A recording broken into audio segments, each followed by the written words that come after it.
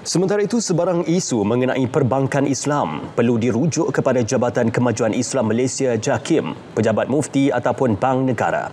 Ini bagi mengelakkan sebarang salah faham dalam kalangan rakyat berhubung isu berkenaan.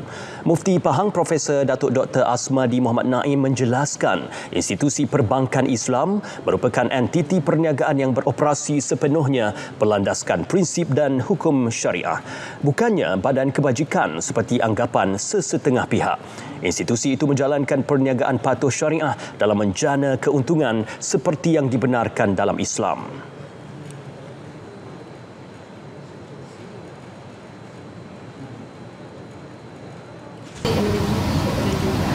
Jadi kita kena kembali kepada asas yang saya sebutkan tadi, iaitu perbankan Islam ni dia bukan badan kebajikan, dia sektor swasta.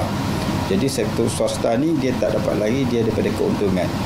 Kalau kita kiaskan badan Bank Islam ini dengan badan kebajikan macam badan zakat, wakaf, badan sedekah, dia satu kias yang salah, satu perbandingan yang salah, dan dia akan menatijahkan jawapan yang salah juga.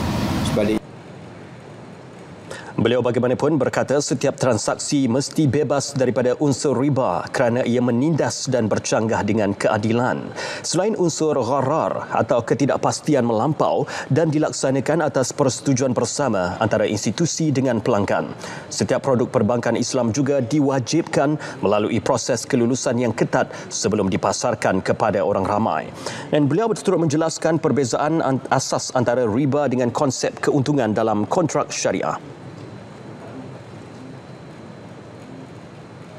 Pemahaman jual beli sama seperti riba ni sebenarnya sudah ada sejak zaman jahiliah lagi.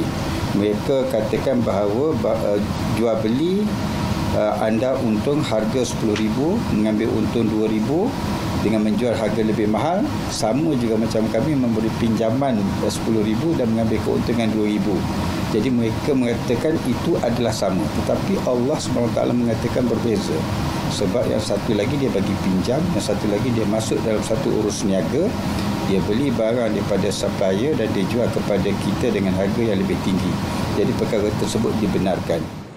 Beliau ditemui RTM selepas Majlis Apresiasi Bank Islam dan Majlis Ugama Islam dan Adat Resam Negeri Pahang di Kuantan.